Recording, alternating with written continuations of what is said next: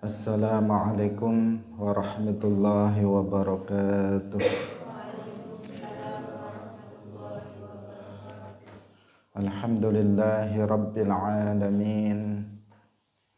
Lahu ni'matu wa lahul fadlu wa lahul thana'ul hasan.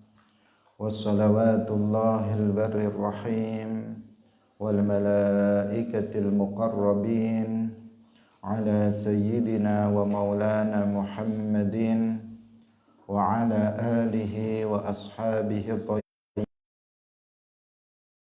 safin niyyati wal qawli wal amal wa ba'du. Ila nabiyil mustafa sallallahu alaihi wasallam wa ikhwanihi minal anbiya'i wal mursalin wa syuhada'i was salihin, khususan ila sultanil awliya al-syekh Abdul Qadir al-Jilani wa syekh Ahmad al-Rifa'i wa syekh Bahaidin al-Naqsyabandi wa syekh Abdullah al-Harari wa ila arwahi muassisi jam'iyyati Nahdlatul Ulama al-syekh Muhammad Hashim Ash'ari wa syekh Bisri Sansuri wa syekh Abdul Wahab Hasbuwah wa ila arwahi jami'i ahli al-qubur minal muslimin wal muslimat.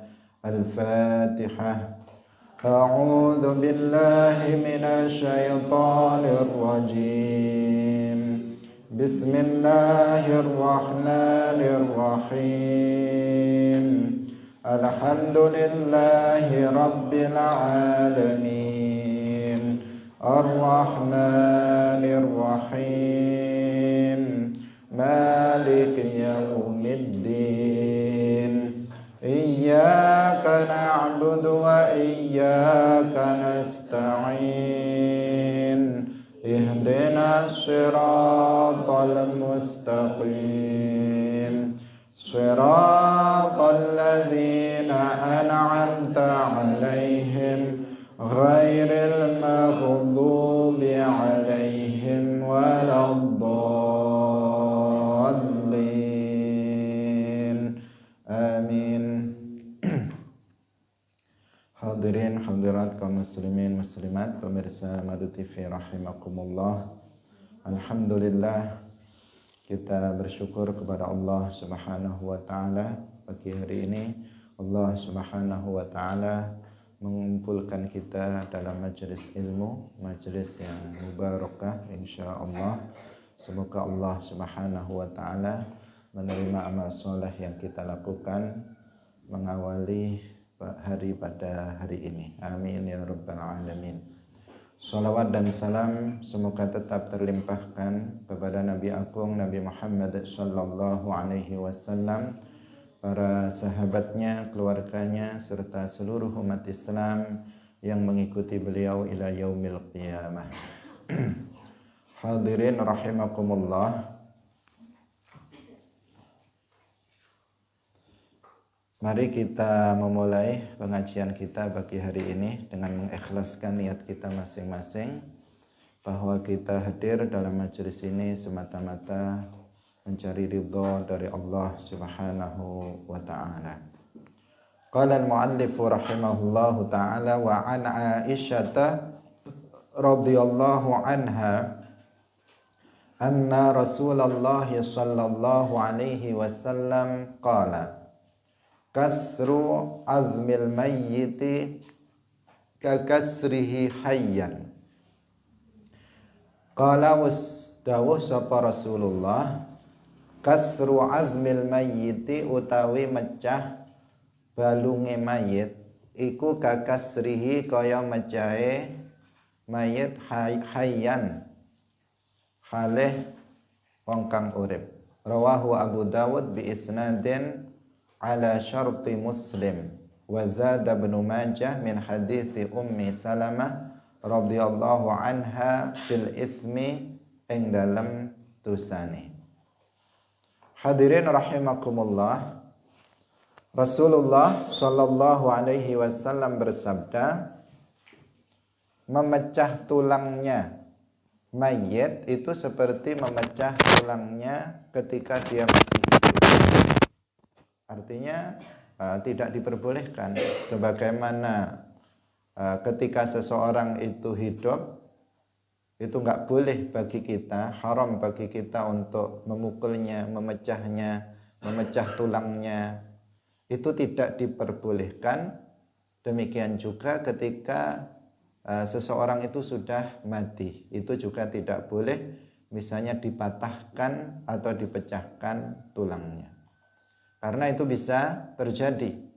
Kalau seseorang misalnya sudah mati beberapa saat, kemudian misalnya tangannya kaku misalnya, nggak bisa untuk ditekuk misalnya, untuk dipingkokkan nggak bisa. Kemudian sebagian orang mentang-mentang ini sudah mati, kemudian langsung dipaksa saja dipatahkan tangannya misalnya untuk bisa dipingkokkan. Maka itu sesuatu hal yang tidak diperbolehkan, haram hukumnya. Jadi mayit itu seperti orang yang hidup dalam hal penghormatannya. Sebagaimana kita menghormati orang yang hidup, maka orang yang mati itu juga harus dihormati. Artinya kita nggak boleh misalnya merusak anggota badan dari si mayit itu. Meskipun pada akhirnya rusak karena dimakan oleh tanah, tetapi kita tidak boleh merusaknya dengan sengaja. Bahkan di dalam kita merawatnya, ketika kita merawat jenazah misalnya memandikan, maka jangan berlaku kasar kepada mayit. Misalnya kita menggosok badannya, membersihkan kotoran yang ada badannya, maka dilakukan dengan cara yang halus. Sebagaimana kalau hidup, kalau diperlakukan kasar itu tidak mau, maka ketika mati itu juga jangan berlaku kasar kepada mayit, termasuk ketika menguburkannya, mengkafaninya, memandikannya, itu semuanya diberlakukan sebagaimana mayit itu hidup. Dalam hadis yang lain disebut, atau dalam riwayat yang lain Ummi Salamah itu ada tambahan fil itsmi, artinya dalam hal dosanya. Dalam hal dosanya mematahkan tulang seorang mayit itu sama dosanya dengan mematahkan tulang orang yang hidup. Artinya sama-sama nggak boleh, sama-sama maksiat, sama-sama perkara yang diharamkan. Hadirin rahimakumullah, berdasarkan hadis ini maka berarti tidak boleh bagi seseorang itu untuk mengambil organ dari tubuh si mayit untuk kepentingan-kepentingan tertentu. Karena ada di sebagian orang yang ketika seseorang itu mati, misalnya mati karena kecelakaan. Ketika seseorang mati karena kecelakaan itu, secara umum organnya itu kan masih bagus karena dia sebenarnya sehat, tapi karena kecelakaan sehingga dia mati. Matanya masih bagus, ya kan? Matanya masih bagus, jantungnya masih bagus, paru-parunya masih bagus, kemudian ginjalnya masih bagus. Nah, sebagian ada yang jahat dengan kemudian mengambil organ itu untuk dijual, untuk dipakai orang yang misalnya sakit ginjal, digantikan. Nah, di situ pakai ginjal itu, atau matanya diambil untuk nanti menggantikan orang yang buta, misalnya diganti dengan mata yang baru diambilkan dari mayit. Apa hukumnya melakukan hal yang seperti itu? Hukumnya adalah haram. Hukumnya haram, tidak boleh. Ketika seseorang sudah mati, maka nggak boleh organnya itu diambil untuk misalnya keperluan tertentu. Nggak boleh. Karena apa? Dia seperti hidup dalam hal penghormatannya. Kemudian juga tidak boleh menjual organ tubuh kita. Nggak boleh menjualnya, karena organ badan kita itu bukan milik kita, bukan milik kita yang boleh diperjualbelikan. Kalau kita memiliki harta benda, misalnya memiliki HP, memiliki harta mobil atau sepeda motor, itu milik kita, kita boleh untuk memperjualbelikan. Tetapi kalau kita punya mata, nggak boleh mata kita jual. Misalnya saking miskinnya, pengen harta yang banyak, udah mata saya jual satu aja. Misalnya ke orang lain yang membutuhkan. Dia cukup memandang dengan satu mata misalnya. Maka itu hukumnya haram. Atau seseorang misalnya mengambil ginjalnya. Ada orang butuh ginjal. Kemudian diambil yang satu dioperasi untuk dijual kepada orang lain. Menjual, memperjualkan. Itu hukumnya adalah haram. Tidak diperbolehkan. Apalagi setelah kematian seseorang, maka nggak boleh untuk diambil. Mentang-mentang ini orang mati udah nggak butuh lagi, kita ambil saja untuk orang yang masih hidup, maka itu tidak boleh. Di antara dasarnya adalah hadis ini bahwa Rasulullah Shallallahu Alaihi Wasallam bersabda, kasru azmil mayyiti kakasrihi hayyan. Memecah tulang mayit itu seperti memecah tulangnya ketika dia masih hidup. Artinya sama-sama diharamkan. Jadi kalau tadi kita katakan mengambil organ tubuh mayit untuk sesuatu hal hukumnya haram. Kalau sebenarnya kalau seseorang itu masih hidup, maka di sini ada rincian hukumnya. Tetapi pada dasarnya itu tidak diperbolehkan. Tapi dalam kondisi-kondisi tertentu itu terkadang kalau seseorang masih hidup itu ada dalam kondisi tertentu itu diperbolehkan sebagaimana yang dijelaskan oleh para ulama. Hadirin rahimakumullah, kita lanjutkan. Wa an Sa'd bin Abi Waqqas qala alhidu li lahdan. Alhidu gawe lahat sapa sira kabeh li kanggo ingsun. Lahdan ing lahat wan sabbulan nekakno sapa sira kabeh alaya ing atase ingsun alabina ing alabina ing watu atau boto nasban kelawan atau tadi lahdan itu maf'ul mutlak ya. Lahdan kelawan gawe lahat temenanan, nasban kelawan nekaaken temenanan. Kama sunia kaya oleh den gawe bi Rasulillahi kelawan Rasulillah sallallahu alaihi wasallam. Rawahu Muslim.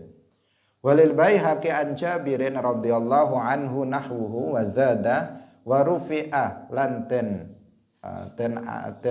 dhuwuraken apa kabruhu kubure Kanjeng Nabi anil ardi saking bumi qadra shibrin kira-kira sakilan wa sahahahu Ibnu Hibban. Wali Muslimin anhu radhiyallahu anhu naha wis nglarang sapa Rasulullah sallallahu alaihi wasallam ayu jassasa yen to den kicing apa al qabru kubur wa ayu qa'ada lan ing yen to den lungguhi alaihi ing atase kubur wa ayyubna lan yen to den bangun alaihi ing atase kubur. Hadirin rahimakumullah, hadis ini menunjukkan beberapa hal karena ada beberapa riwayat dalam hadis ini, yaitu yang pertama tentang disyariatkannya membuat liang lahat. Sa'ad bin Abi Waqqas itu berpesan, nanti kalau saya mati, maka buatlah kuburan saya itu seperti kuburannya Nabi, yaitu dengan dibuat liang lahat. Nah, liang lahat kemarin sudah kita jelaskan, yaitu di dinding kubur itu dibuat liang di dinding itu untuk menempatkan, meletakkan si mayit. Kemudian setelah itu diberi labin itu semacam batu untuk menutup lubang itu. Baru kemudian ditutup dengan tanah. Artinya mayit itu tidak langsung ditutup dengan tanah, tapi ada batu atau semacam papan yang ditutupkan pada mayit, kemudian baru ditimbun dengan tanah. Bukan langsung mayitnya ditimbun langsung dengan tanah. Tidak seperti itu, tetapi dikasih labin, batu atau misalnya papan yang umum di sini dipakai. Itu yang pertama. Tapi kemarin sudah kita jelaskan bahwa liang lahat ini diperlukan atau disunahkan apabila tanahnya itu keras, yang tidak mudah untuk runtuh. Tetapi di tanah yang mudah runtuh, maka bukan dibuatkan liang lahat, tetapi dibuatkan liang. Di dalam liang kubur itu dibuatkan liang lagi di tengah, yang mencukupi untuk badan mayit. Karena nanti kalau tanahnya gembur atau apalagi pasir kemudian dibuat liang lahat, begitu mayitnya dimasukkan, tanahnya runtuh, mayitnya langsung kejatuhan tanah. Nah, padahal semestinya ada batu atau ada papan yang yang membatasi antara mayit dengan tanah penimbunnya. Nah, ini yang pertama tentang liang lahat. Kemudian yang berikutnya adalah bahwa setelah ditimbun dengan tanah, kemudian ditinggikan. Nah, ditinggikan kubur itu 1 shiber itu segini tingginya. Itu juga disunahkan. Jadi shiber itu satu kilan. 1 kilan itu segini ya, prakteknya 1 kilan itu dinaikkan. Nah, tanahnya diberi tanah naik satu shiber. Kemudian yang berikutnya, hadis ini juga mengandung larangan untuk membangun kuburan. Nah, membangun kuburan. Maksudnya bagaimana membangun? Yang diharamkan di sini tidak secara mutlak, tetapi dilihat kuburannya atau tanah pekuburannya. Apabila tanah pekuburannya itu mauqufah, yaitu tanah wakaf, tanah yang diwakafkan. Jadi pemiliknya mengatakan, tanah ini saya wakafkan untuk menguburkan umat Islam. Maka itu namanya mauqufah. Jadi ardun mauqufah liquburil muslimin. Maka nggak boleh seseorang untuk membangun bangunan kuburan di tempat itu. Kenapa? Karena akan menghalangi orang lain untuk dikuburkan di situ. Ketika sudah dibangun, orang lain mau menguburkannya nggak bisa lagi. Padahal itu bukan untuk dia. Itu mauqufah, milkullah. Siapa saja bisa dikuburkan di tempat itu karena dia mauqufah. Yang seperti itu nggak boleh seseorang melakukan membangun kuburan. Tapi kalau sekedar memberi tanda, dikasih misalnya patok yang di situ ditulisi nama mayit agar kalau berziarah itu mudah, maka sebagian ulama mengatakan itu adalah makruh. Hukumnya makruh, tetapi boleh tapi makruh.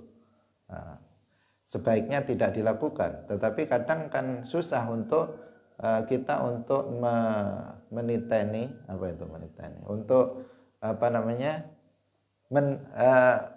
menilai mana ini kuburan bapaknya, mana yang bukan, kalau misalnya nggak ada tulisannya atau nggak ada tandanya. Itu. Ini yang pertama, yaitu tanah pekuburan yang mauqufah. Kemudian yang kedua, ada kalanya tanah pekuburan itu tidak diwakafkan, tetapi itu tanah umum.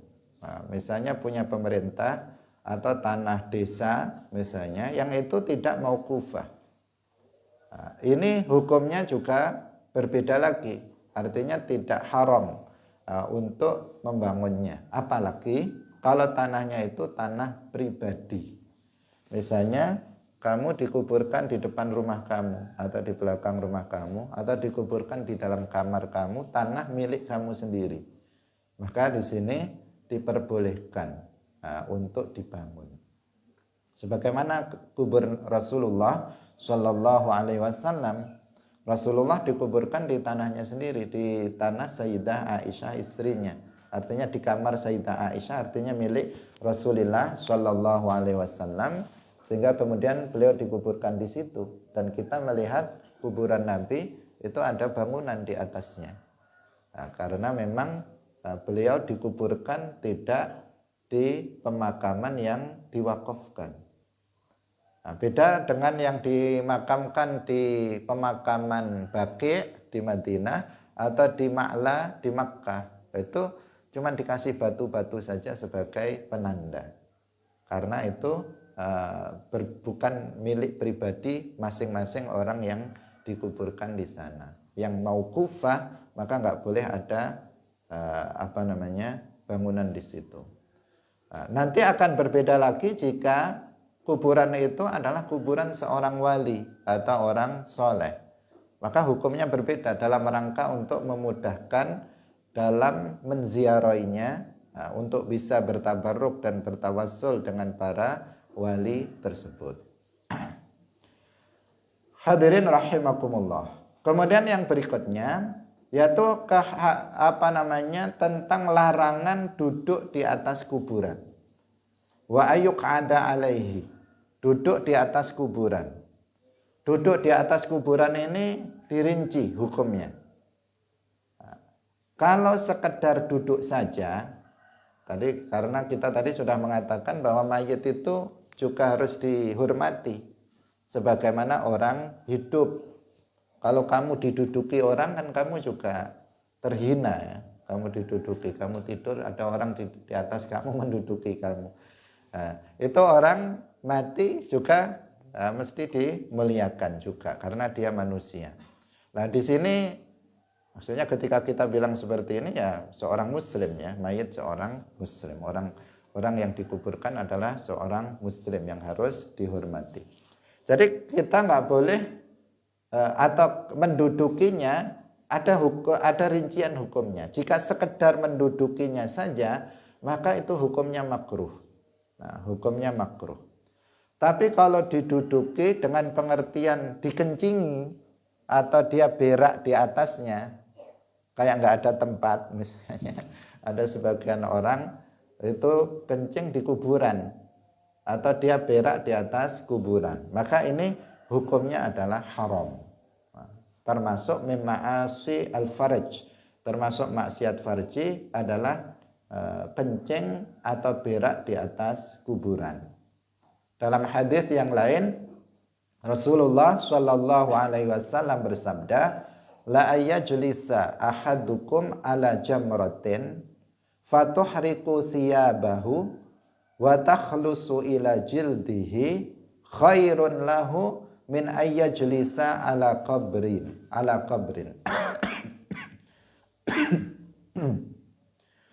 Apabila salah seorang kalian itu duduk di atas bara api,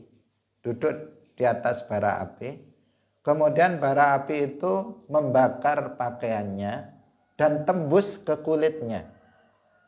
Bayangkan ada bara api, kita duduki, kemudian terbakar pakaian kita sehingga apinya tembus ke badan kita. Maka kata Nabi itu lebih baik bagi dia daripada dia duduk di atas kuburan. Duduk yang dimaksud di sini adalah duduk untuk kencing atau duduk untuk berak di atas kuburan. Artinya ini termasuk maksiat. Hukumnya haram apabila seseorang duduk di atas kuburan untuk kencing atau berak. Adapun jika sekedar duduk-duduk saja, maka itu hukumnya makruh. Tidak sebaiknya kita melakukan itu. Cari tempat duduk yang lainnya di samping kuburan, misalnya bukan di atasnya kuburan atau menduduki kuburan tersebut. Hadirin rahimakumullah, kita lanjutkan kembali. Wa an Amir bin Rabi'ah radhiyallahu anhu anna Nabiyya sallallahu alaihi wasallam iku salat sapa Nabi ala Utsman bin Maz'un ing atase jenazah Utsman bin Maz'un. Wa atalan teka sapa Kanjeng Nabi al-qabra ing kuburan fahasa nuli jumput sapa Kanjeng Nabi alaihi ing atase kuburane Utsman ibnu Maz'un salasa hasayatin kelawan utawa ing telu pira-pira jumputan wa halih utahi Kanjeng Nabi iku qaimun wong kang jumeneng rawahu Daraqutni. Diriwayatkan dari Amir bin Rabi'ah radhiyallahu anhu bahwasanya Nabi Shallallahu alaihi wasallam itu mensolati jenazahnya Utsman bin Maz'un. Setelah itu beliau ikut datang ke kuburannya. Nah, setelah dilakukan penguburan, kemudian Nabi mengambil tanah, Fahasa di sini maksudnya dia mengambil tanah dengan telapak tangan beliau 3 kali, kemudian dilemparkan ke kuburan itu, kuburan Utsman bin Maz'un. Di sini tidak disebutkan, dalam hadis yang lain disebutkan tentang bacaan yang dibaca. Jadi ngambil tanah, kemudian diletakkan di kuburan di bagian kepala sambil mengatakan minha khalaqnakum. Ini firman Allah, membaca ayat. Minha khalaqnakum. 1, ngambil lagi. Dilemparkan ke kuburan lagi. Wa fiha nu'idukum. Kemudian ambil lagi, dilemparkan lagi. Wa minha nukhrijukum marratan ukhra. Itu tata caranya. Itu hukumnya adalah sunnah. Jadi pada yang pertama tadi bagaimana bacaannya? Yaitu membaca ayat minha khalaqnakum. Dari tanah kami menciptakan kalian. Artinya Allah menciptakan manusia. Wa fiha nu'idukum. Dan di dalam tanah ini juga nanti kalian akan dikembalikan. Setelah mati akan dibangkitkan dari tanah ini juga. Wa minha nukhrijukum marratan ukhra. Dan dari tanah ini juga kami akan keluarkan.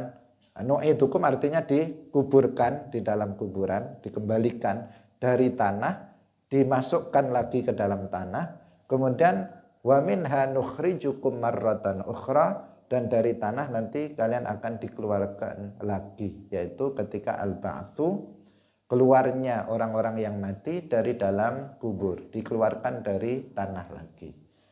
Nah, ini sunnah dilakukan setelah proses penguburan.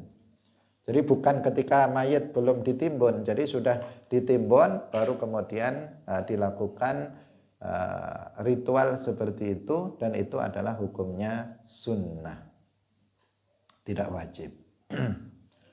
Wa an Utsman radhiyallahu anhu qala kana ana sapa Rasulullah sallallahu alaihi wasallam idza faragha tatkalane wis rampung min dafnil mayyiti saking mendem mayit, ngubur mayit, waqafa mongko jumeneng sapa Kanjeng Nabi alaihi ing atase kuburan. Wa qala lan dawuh sapa Kanjeng Nabi istaghfiru li akhikum. Istaghfiru jalu'a ampunan sapa sira kabeh li akhikum kanggo sedulur sira kabeh. Was'alu lan jalu'a sapa sira kabeh lahu kedue akhikum atasbita ing ketetapan. Fa innahu mongko sak temene akhikum al'ana ing dalem mangsa iki iku yus'alu den takoni sapa akhikum. Rawahu Abu Dawud wa sahahahu Al-Hakim. Diriwayatkan bahwa Rasulullah Shallallahu alaihi wasallam ketika sudah selesai menguburkan mayit, kemudian beliau berdiri di atas kuburan itu, kemudian berkata kepada orang-orang yang hadir di situ, istaghfiru li akhikum. Kalian berdoalah meminta ampunan untuk saudara kalian ini yang sudah dikuburkan. Dan was'alu lahu tatsbit, dan mintakanlah untuk dia tatsbit, yaitu ketetapan hati untuk bisa menjawab pertanyaan malaikat munkar dan nakir. Fa innahul an yus'al, karena dia sekarang ini akan ditanya. Sebentar lagi dia akan ditanya oleh malaikat munkar dan nakir. Maka doakanlah agar dia memiliki ketetapan hati sehingga dia bisa untuk menjawab pertanyaan-pertanyaan dari malaikat munkar dan nakir.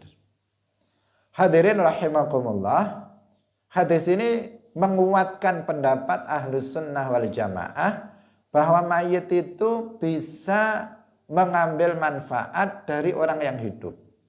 bahwa amalan orang yang hidup itu bisa memberikan manfaat kepada orang yang mati. Membantah perkataan orang Wahabi yang mengatakan amalan orang mati, orang hidup itu nggak bisa bermanfaat untuk orang yang mati. Itu orang Wahabi mengatakan seperti itu. Dengan alasan ya sudah mati. Kalau sudah mati nggak bisa mengambil manfaat dari amalan orang yang hidup menurut mereka. Katanya berdasarkan ayat Al-Quran, wa alaysa lil insani illa ma sa'a. Mereka mengambil makna zahir dari ayat ini. Wa alaysa lil insani illa ma sa'a. Bahwa seseorang itu hanya bisa mendapatkan sesuatu yang dia lakukan. Nah, itu memang benar. Itu memang benar. Tetapi ketika memang benar artinya bahwa seseorang itu mendapatkan pahala dari perbuatan baik yang dilakukannya. Kalau yang dilakukan orang lain, ya dia tidak bisa mendapatkan pahala. Kalau yang baca Quran kamu, masa saya yang dapat pahala? Ya kamu yang dapat pahala. Kalau kamu yang hadir dalam majelis ilmu, saya yang nggak hadir, masa saya dapat pahala dari kamu, dari Allah karena saya nggak hadir? Tentu saja enggak. Seseorang itu mendapatkan pahala dari apa yang dia lakukan. Tetapi setelah pahala itu didapat oleh kita bisa menghadiahkannya kepada orang lain, kepada orang yang mati, dan orang mati itu bisa mendapatkan manfaat. Kemudian dalam hadis yang sudah pernah kita baca dalam majelis ini, idza mata ibnu adam inqata'a amaluhu illa min salas. Shadaqatin jariyatin aw ilmin yuntafa'u bihi aw waladin shalihin yad'u lah. Itu menunjukkan bahwa amalan orang hidup bisa bermanfaat untuk mayit. Aw waladin shalihin yad'u lah. Atau anak soleh yang mendoakannya. Berarti doa anak soleh itu bisa bermanfaat untuk mayit. Nah, doa anak yang soleh bisa bermanfaat untuk mayit. Bahkan bukan hanya doa anak saja, tetapi doa umat Islam secara keseluruhan bisa bermanfaat untuk mayit. Mana yang menunjukkan doa umat Islam secara keseluruhan bisa bermanfaat untuk mayit? Nah, ini hadis ini. Istaghfiru. Ini Nabi bukan berkata kepada anaknya mayit, tapi Nabi berkata kepada para sahabat yang hadir dalam penguburan itu, istaghfiru li akhikum. Nah, mintalah ampunan, berdoalah kalian meminta ampunan untuk saudara kamu ini. Berarti doanya orang hidup bermanfaat enggak untuk mayit? Bermanfaat. Berarti amalan orang hidup bisa bermanfaat untuk mayit. Kalau enggak bermanfaat juga, kenapa kita sholat jenazah?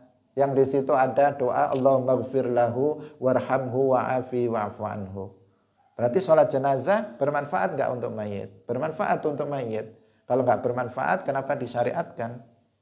Nah, ini juga semuanya membuktikan bahwa amalan orang hidup itu masih bisa memberikan manfaat untuk mayit. Kemarin juga kita akan mayit juga bisa memberi manfaat kepada orang hidup, seperti Nabi Musa alaihissalam sudah wafat, tapi di malam Mi'raj Nabi Musa memberikan jasa yang sangat besar untuk umat Islam. Yang awalnya umat Islam itu diwajibkan untuk sholat sehari semalam itu 50 kali. Dengan sebab Nabi Musa alaihissalam kemudian menjadi umat Islam, umat Nabi Muhammad disyariatkan, diwajibkan hanya 5 kali sehari semalam dengan pahala 50 kali sholat. Jadi pahalanya tetap 50 kali sholat, tetapi sholat yang wajib hanya 5. Itu karena siapa? Manfaat yang diberikan oleh siapa? Oleh Nabi Musa alaihissalam, karena Nabi Musa mengusulkan kepada Nabi Muhammad agar meminta keringanan kepada Allah. Berarti beliau sudah wafat, masih memberi manfaat kepada orang yang hidup. Jadi orang yang mati, kalau dia adalah para nabi, sholihin, bisa memberikan manfaat untuk orang yang hidup. Demikian juga amalan orang yang hidup itu bisa memberikan manfaat kepada orang yang mati. Nah, di antaranya ditunjukkan oleh ini. Nah, kita suruh mendoakan mayit agar diampuni dosa-dosanya. Was'alu lahu tatsbit. Karena seperti yang sudah kita jelaskan, kalau seseorang itu telah dikuburkan, maka akan datang dua malaikat yang menyeramkan, yang menakutkan. Manzaruhuma mukhif. Perawakannya, perwujudannya itu sangat menakutkan. Kalau kamu ketemu di atas bumi ini, maka kamu akan lari terbirit-birit. Karena apa? Disebutkan dia aswadani azraqani, hitam kebiru-biruan. Kamu kalau lihat orang hitam takut apa enggak? Takut. Kalau orang hitam sudah hitam tinggi lagi, hanya giginya yang kelihatan misalnya, maka kita sudah curiga. Padahal orang hitam belum tentu jahat. Orang hitam belum tentu jahat. Kadang orang yang putih yang jahat. Tetapi kalau kita lihat ada orang hitam, sering muncul kecurigaan. Jangan-jangan ini penjahat. Padahal belum tentu. Kenapa ya? Karena perawakannya menakutkan orang yang hitam itu. Di sini malaikat Munkar Nakir itu hitam kebiru-biruan, sangat menakutkan. Orang kafir melihat wujud daripada Munkar dan Nakir, mereka sudah ketakutan, gemetaran ketakutan sehingga dia tidak bisa menjawab pertanyaan itu.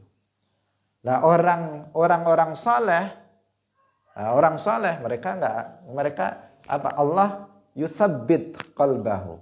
Jadi Allah menetapkan hatinya sehingga tidak merasa takut. Makanya di sini apa? Was'alu at-tatsbit lahu.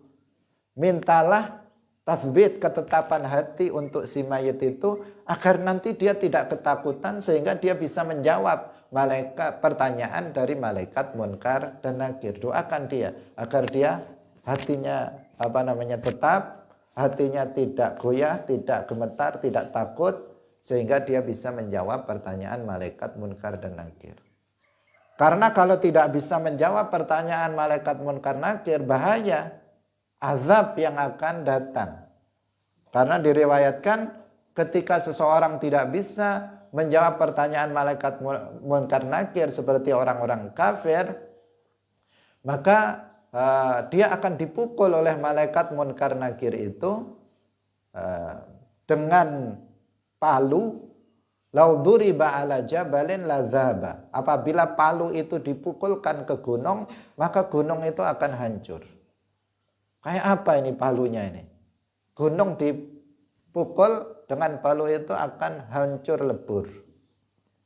Tentu bukan palu biasa, bukan palu biasa, tetapi namanya palunya malaikat Munkar dan Nakir. Sehingga dipukulkan di antara telinganya, di sini kepalanya, sehingga dia berteriak sekeras-kerasnya yang bisa didengar oleh segala sesuatu kecuali oleh manusia dan jin. Manusia dan jin itu tidak dibuat mendengar oleh Allah terhadap teriakan orang yang dipukul oleh malaikat Munkar dan Nakir. Maka bisa menjawab pertanyaan malaikat Munkar dan Nakir itu sangat penting. Tetapi bukan berarti bisa kalau seseorang yang sudah menghafalnya di dunia otomatis dia akan bisa. Oh, nanti apa saja ya pertanyaannya. Seperti kalian ujian, diberi kisi-kisi, kalau kamu sudah bisa menjawabnya berarti nanti akan bisa menjawabnya. Itu soal ujian. Tetapi soalnya malaikat Munkar Nakir itu memang sudah dibocorkan, yaitu man rabbuka, man nabiyuka. Nah, itu yang akan ditanyakan. Tetapi nanti dalam prakteknya itu semuanya tergantung kepada ketika seseorang itu mati. Ketika dia mati dalam kesempurnaan iman sebagai orang yang bertakwa, orang saleh, maka dia menjawabnya dengan mudah. Tetapi ketika seseorang itu mati dalam keadaan kafir, dia nggak akan bisa menjawabnya meskipun sudah hafal. Misalnya orang Wahabi sudah hafal dua kalimat syahadat, tetapi akidahnya kufur, akidahnya kufur. Maka ketika malaikat datang munkar nakir, udah dia sudah ketakutan dan nggak bisa untuk menjawab pertanyaan malaikat munkar dan nakir. Nah, jadi kalau dia itu pelaku dosa, ini mati sebagai muslim tetapi pelaku dosa. Nah, ini hadis penting untuk kita pahami karena ini hujjah Ahlus Sunnah wal Jamaah untuk mengatakan rataakan alal mayyiti ing atase mayit apa qabruhu kubure mayit. Wan sarafa lan bubar sapa annasu manungsa anhu sangking qabruhu. Ayu qala ing yen den ucapaken inda qabrihi ing dalem sandinge kuburane mayit.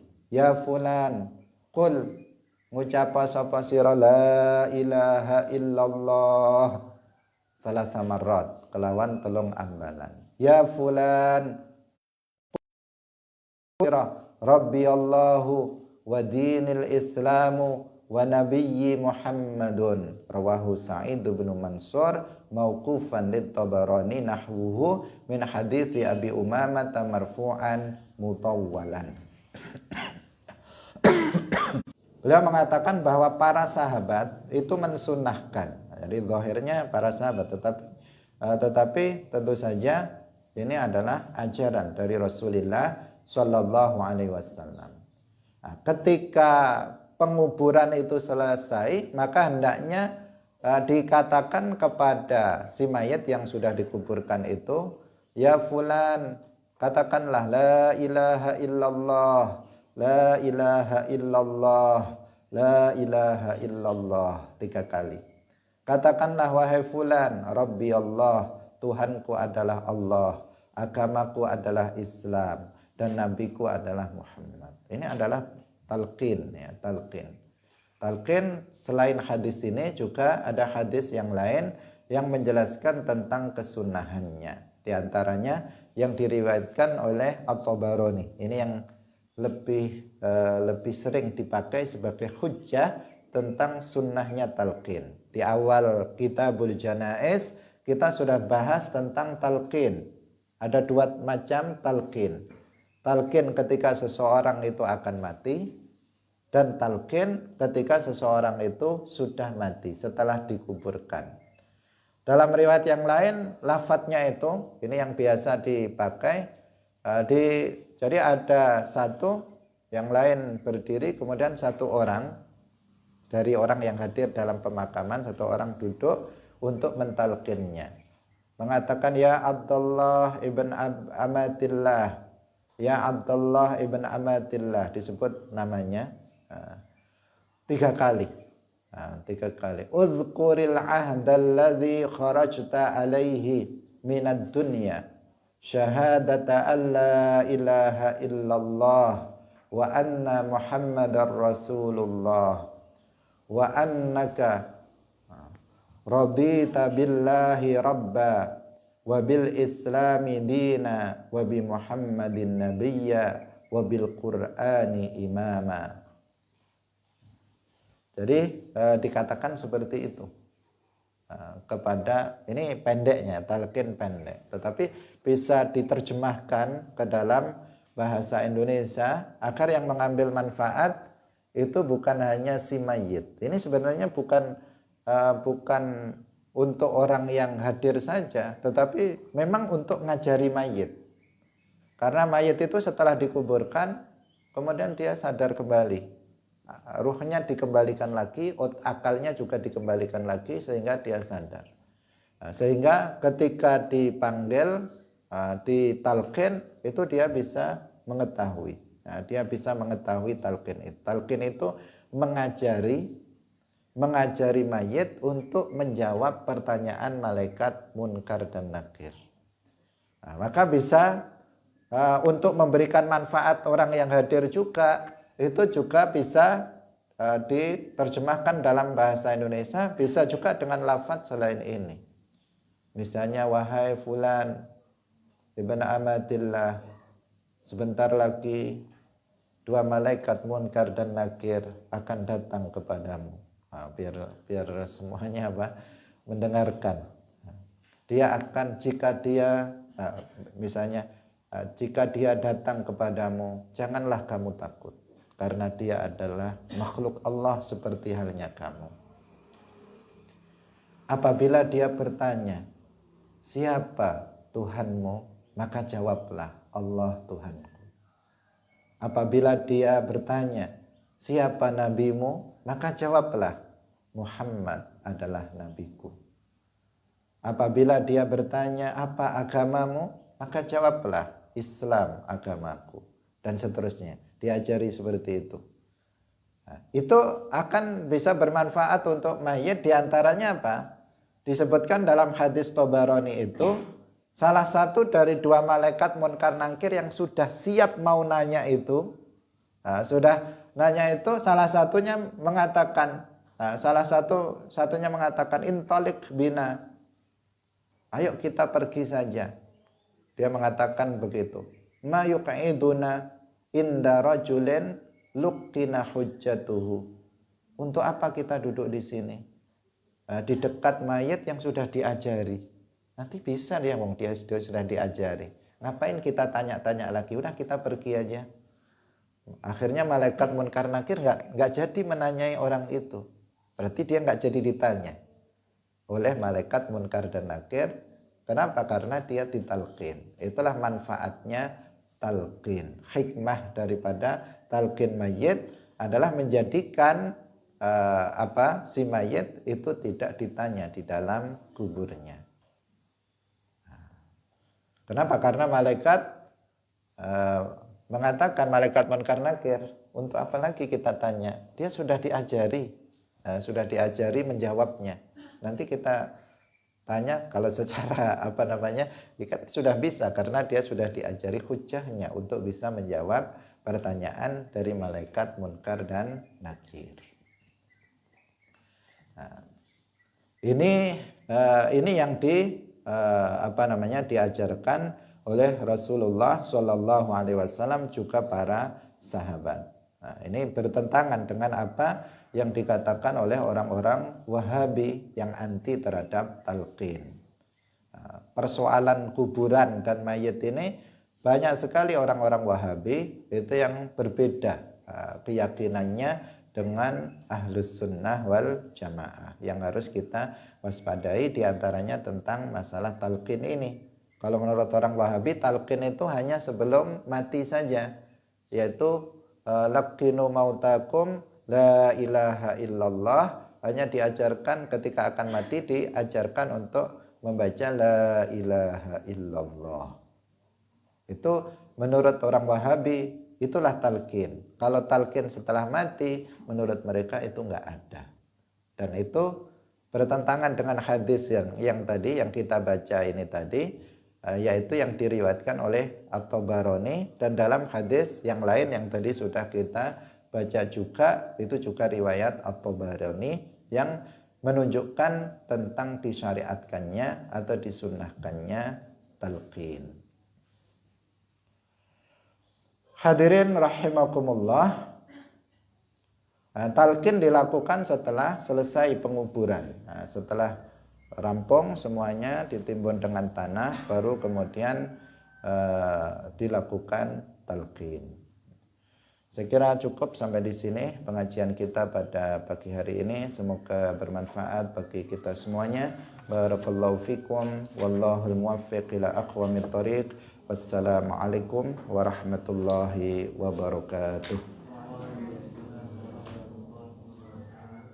La ilaha illallah. Allahumma salli ala sayyidina Muhammad wa ala alihi wa sahbihi wa sallim.